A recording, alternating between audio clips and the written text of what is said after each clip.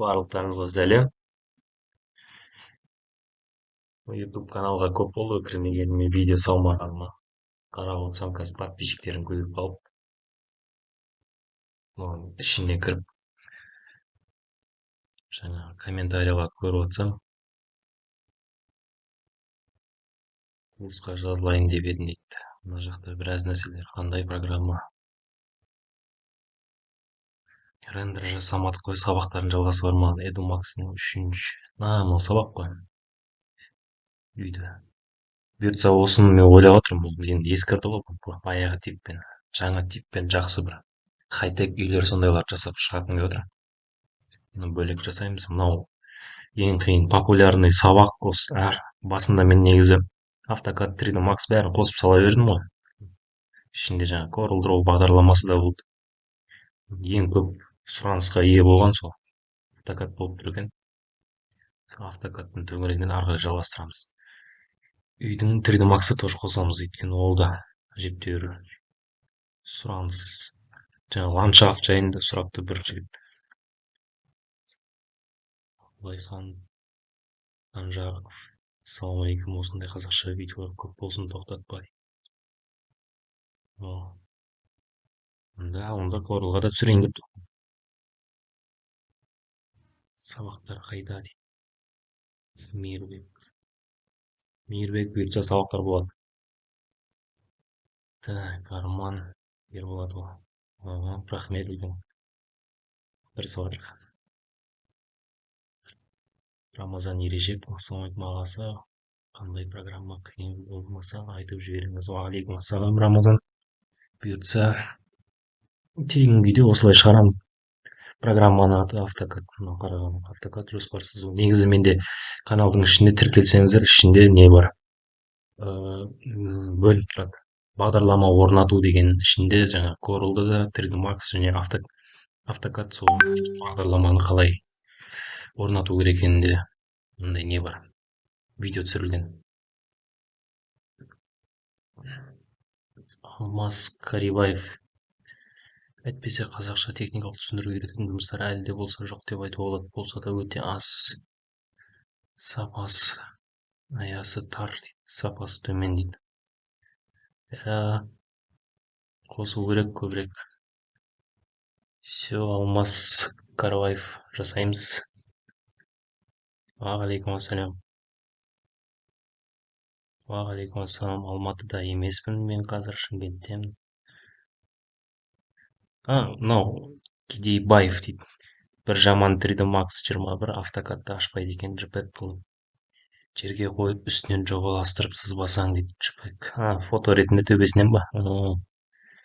3D Max'та AutoCAD'ты ашады. Оның несі көрсетілген болатын видеода. Осы пакет видеоның ішінде AutoCAD жоспарын 3D Max'қа көшіру сабақтар деп тұрады. Бастысы анау не AutoCAD'тың сызбаның версиясы 3D Max программасының версиясынан кішірек болу керек. Мысалы 3D Max 21 болатын болса, AutoCAD'та тоже 20 или 21 деп сақтау керек та, сосын барып мына видеода көрсетілгендей қосатын болса жасайды. Кедейбаев. Бірақ мен ландшафт грунтын дұрыстап жасай алмай жүрмін. Сол жайлы бейнебаян, бейнехикаяма ұйымдастырып көрсеші дейді. Все, жасаймыз. Емесің, рахмет. Гүлназ Арманова, соткаға Corel жазуға ола ма дейді. Жоқ, соткаға жасалмайды. Соткада бөлек программалар бар қазір, қазір уже актуальный емес қой. Бір жыл бұрын жазып қойды. Ого, бір жыл бұрын жазған екен олар. Соңғы комментарийлер бір ай бұрын. Жауап бере салайық бәрібір.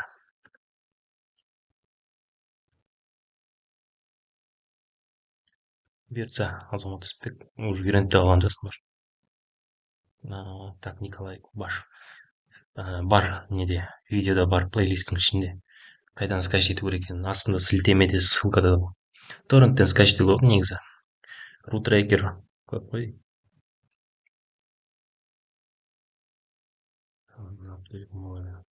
Логотиппен телефонмен логотип жасау қаншалықты дұрыс? Жоқ. Сапасы төмен болады, өте төмен болады. Именно дизайнер. техникалық құрастыруды қалай жасайды, видео жасап салсаңыз дейді. Смело, бұл нәрсе бұл негізі актуальный нәрсе, керек нәрсе. Негізі қазақша ондай видеолар жоқ вообще. Мен орысша үйреніп бүйтіп сонымен неғам осындай бұйырса осындай негізі бұл толықтай бір курс жасаймыз скоро. Анау жаңағы мына үйді жаңадан бір жоспар жасап, кәдімгі жерден бастап, соны құрылыс узелдар дейді негізі. Узел деген анау байланысқан жерлерін қайтып көрсетеді, техникалық тұрғыдан полный көрсетеді чертеждар. Оны автокад және 3D Max сонымен. Эскизный проект дейді ғой, негізі эскизный проект жасап шығамыз бұйырса.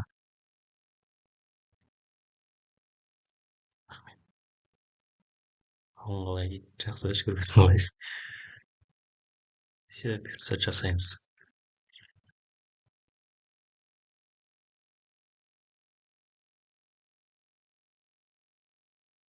Подписка жасаған екен Абылайхан Жарықов. Болғандар подпискасыз каналға тіркеліңіздер. Бұйыртса контенттер шығады. Мынау то контенттің өзін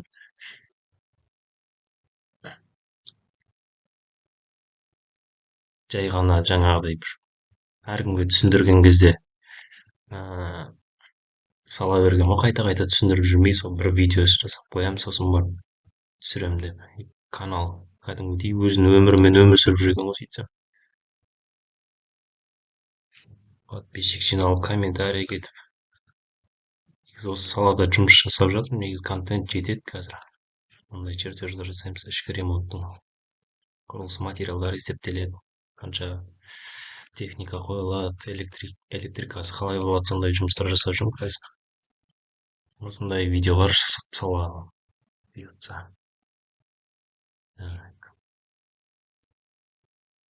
Қазір жасап жатқан мынандай үй, 3 бөлмелі үй. Мынау ас бөлме, мынау ас үй дайындайтын кухня дейді негізі. Столовая кухня дейді сол. Жалпы квадратурасы 99,5 квадрат. Мынау балкон, лоджия. Бөлме, санузелде коммуникация өтетін корпты осылай көрсетеміз біз. Негізі оның өзінің көрсеткіштері бар, бірақ интерьер проект басқалардан ерекшелігі бар да осылай. Осылай көрсетуге болады. Кухняда болады, жаңа корп. Мынау кіреберісте қазір санузел жасайтын болған, гостевой санузел дейді оны. Мына жақта хозяйский санузел. Есігі былай барады, айтпақшы. Көрсете сайын да жақсылап тұрып осы қызық болатын шығар, может. Так, кіреберіс мұнда. Кірген кезде оң жақта осындай архитекторлар өздері үйді сызған кезде осындай ниша қалдырып кеткен екен, шкафқа сондай. Осыған шкафпен толтырамыз, встроенный шкаф жасаймыз, то есть бетінде де фасад болып тұрады. И шкаф сондай. Өзі қуыс қылып қалдырып кеткен шкафтың орнына. Кірген кезде оң жақта жаңағы қол жуатын және туалет және душ, кішкентай санузел болады. И мұнда сразу кірген кезде, оңға кірген кезде ас үй, ас бөлме, то есть тамақтанатын орын. Мына жерде буфет размерлерін көрсетеміз. Орындықтар қалай тұрады, мына өздеріндегі мынау стол, айтпақшы. Осы тапсырыс берген заказчиктің өзінің несі. Үйінде бар стол осындай размерде. 1.15-те 2.3 стульялар да өзінің үйінде бар, осының комплектісімен сондай бірге келеді олар. Мына мебель бар. Сосын кухня, холодильник, плита, мойка, посуда жуатын машина, сосын фильтр қойылады. Так, коридор, потом мынау қонақ бөлме. Мына жерде тұрған телевизордан басқа мебель жиһаздың бәрі өзінде бар жиһаздар. Мына дивандар 2.3 сондай. 90, где-то 85-90 деп айтқан. Классикалық мебель, квадратный емес, мына жерде мен условно осылай квадратный көрсеткен. Комод тоже классикалық барокко стилінде иіліп тұрған сондай мебель. Кресло сондай.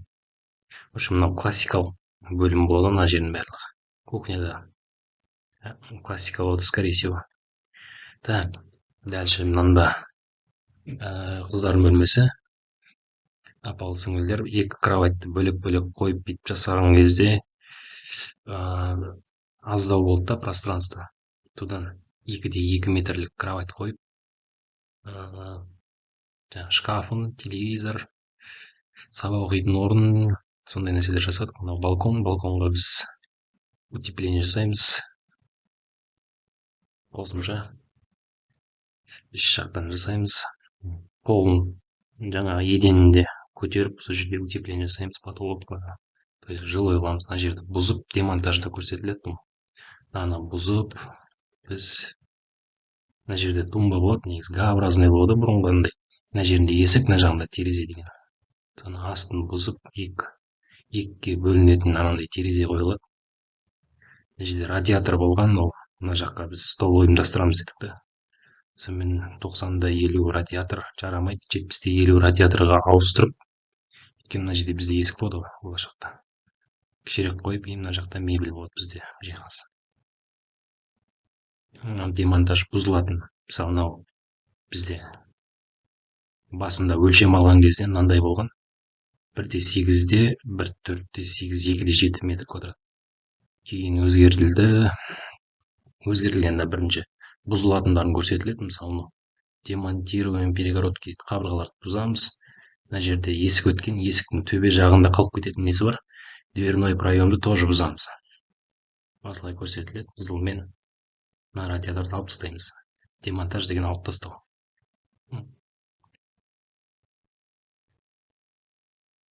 Одан кейін жаңадан қабырға қоямыз, мына жақ жалғастырамыз.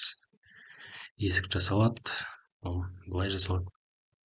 Негізі мына жерден бастап бұзғанда дұрыс па еді негізі, бірақ біз осылай көрсетеміз. Ары қарай құрылысшылар тура сол моментте қарап отырып, осы жерде егер мына жерден бұзып ары қарай жалғастыруға мүмкіндік болатын болса жалғастырады, егер болмаса мына түбінен мына жақ кірпіш қабырға, мынау гипсокартон, мына жерден бұзып былай жалғастырады. Скорее всего, мынау, кажется, не кірпіш болды, 140. Кірпіш болатын болса, осы жерден ары қарай жалғастырып бүйтіп қабырға тұрғызып кетеді. Мынау проемдар жасыл бар. Төбесін тағы соғады. Монтируемые дверные проемы. Дверные проемы. Так, расстановка мебели. Мында ванна қоятын болдық. Мынау жаңағы канализация, су, мұздай судың коробкасына бүйтіп тікелей бүйтіп жалғаймыз да, и дизайн солай жасаймыз деп шешім қабылдаған. Сондай ваннаны қоямыз, и мына жақтан бір короб өтіп жатса, симметричный екінші жағынан сондай короб өтіп жоғарғы потолокқа дейін, и ортасында қуыс болады, полка или арка, картина бір нәрсе қойылады бұл жерге.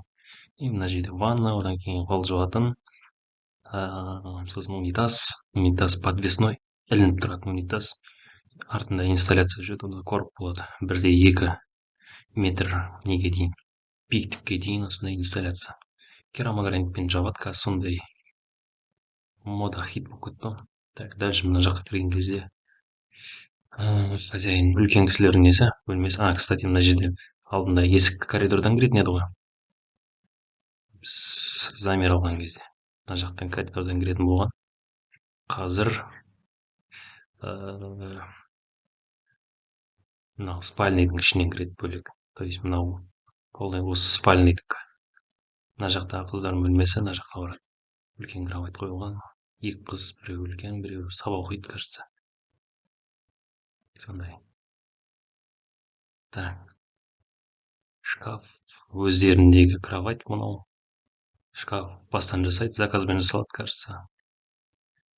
Сосын тумба өздерінде бар, кроваттың комплектісімен соны қайтып қояды. Көрдіңіздер ме, мынау 2,23, 2 метр өте үлкен габарит негізі. Мына тумбаның өзі де 500, жарты метр және 65 сантиметр. Біздер мынау автокадта сызған кезде миллиметрмен сызамыз. Барлығын миллиметрмен көрсетеміз. Өте үлкен, мынау негізі классикалық мебельдер. Барокко стилінде жасалған, кейін сурет болса қосам. Бар даже, кажется, суреті. Жоқ, қазір жоқ.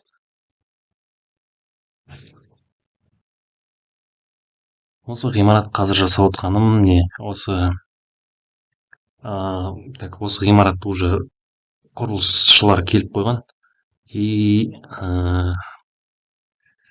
3D Max пен басқа дизайнерлерді жасап жатыр. Мен ертеңге оларға электриканы жүргізу керек болады. Ертең уже соны бастайды. Штробировка жаңағы қай жерге қандай электричество нелер болады, потолоктағы жұмыстар, соның бәрін щитокқа жинайды автоматтар, өшіп қосатын жерге.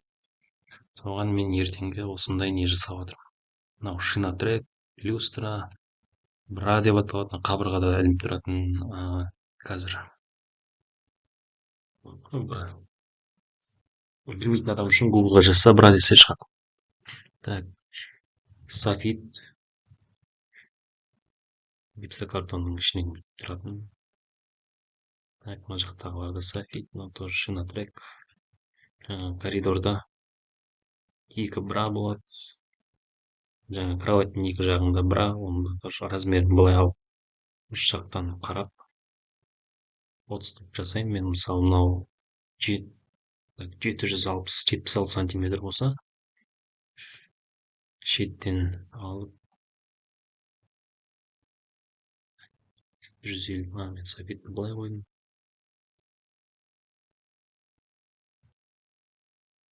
Көтертейік.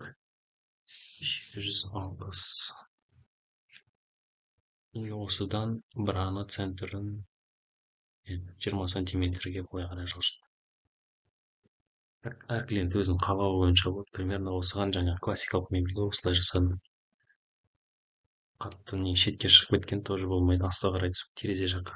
Мынау терезе газ потолоктар андай төмен түсіріледі және пердеге орын қалдырып кетеді. Карнизді жасырып тұрады толықтай. Настенный потолочный карниз дейді, жоғарыға қағылады, соған ілінеді. Осындай. Соның пердемен жаңағы ілінген жерде крючоктар тұрған жерден әдемі емес көрінбес үшін осындай мен потолоктың өзімен жауып қояды. Төменге қарай түседі, ол потолок отдельный план болады тоже. Бірақ бізге асығыс болыватқан соң жаңағы электриктерге бірінші жасап жіберу керек болған. Осындай хотя приблизительно қанша нагрузка болатынын соның нәрсендей ақпарат керек оларға, соны жасап жүрдік. Так, бұндай проектінде бір пакетпен жасап шығара алмадым. Интерьер дизайн проекті 0-ден бастап, жаңағы замерден бастап жаңа өткізгенге дейін. Алдын сызылған проект. Жаңағы бірінші мынандай жаңағы қосылатын источник светов дейді ғой. Жарық көздерін бәрін көрсетіп шығамыз, размермен қай жерде орналасқан, электриктер осыған қарап уже жаңағы сымдарын тастап кете береді. Мысалы мынау LED ключница и зеркало дейді. Жиһаздағы не подсветкалар. Қазір айна, жиһаз, кейбір кезде декор панельдер болады. 3D панель гипстен жасалған сондайлар болады, соның бәріне подсветка жіберіледі. Соның барлығын осы жерде көрсетіліп кетеді. Одан кейін соның көрсетілген соң бар. Оның жаңағы ұзындығын өлшеп тоже жазып қоямыз экспликацияға мына жерде ведомствоға.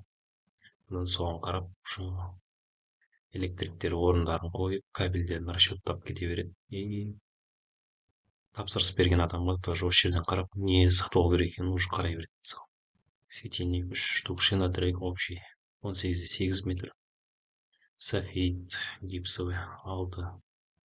Мысалы, короче, толықтай ақпаратты осыған қарап жұмыс жасай береді.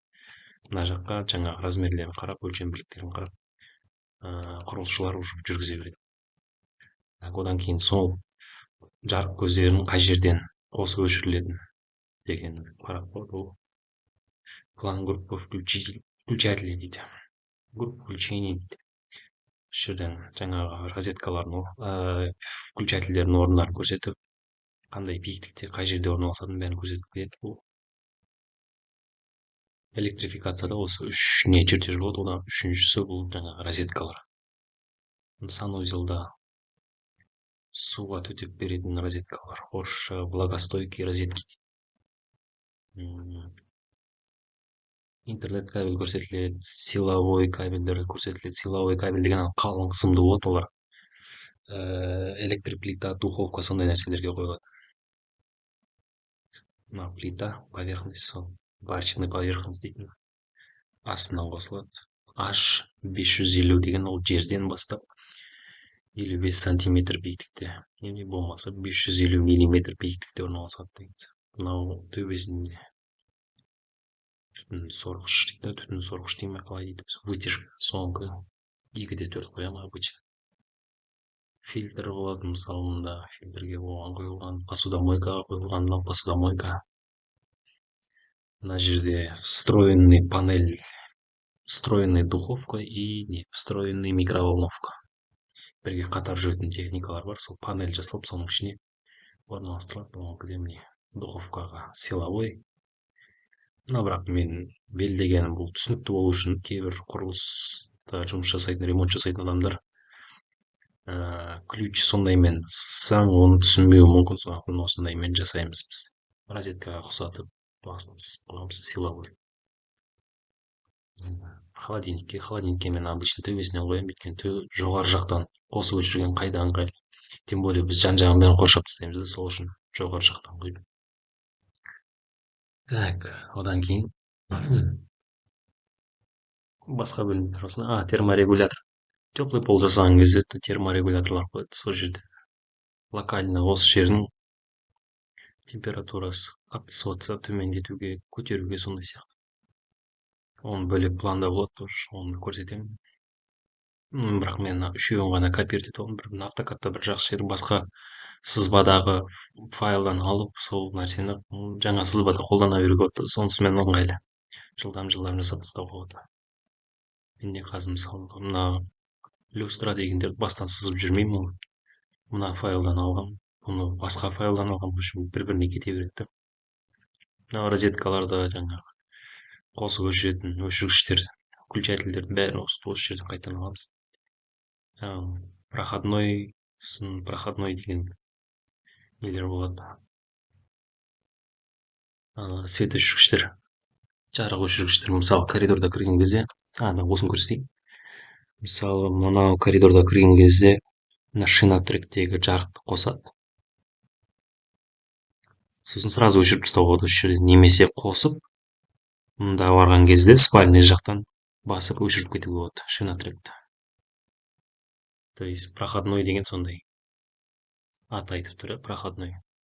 Өтүп барат. Мунун жер үйлөрдө көбүнесе коттедждерде жаңағы лестницага, узун коридорлорго колдонууга болот. Барып, өчүрүп, кайтып келип жүрмөйсүз да.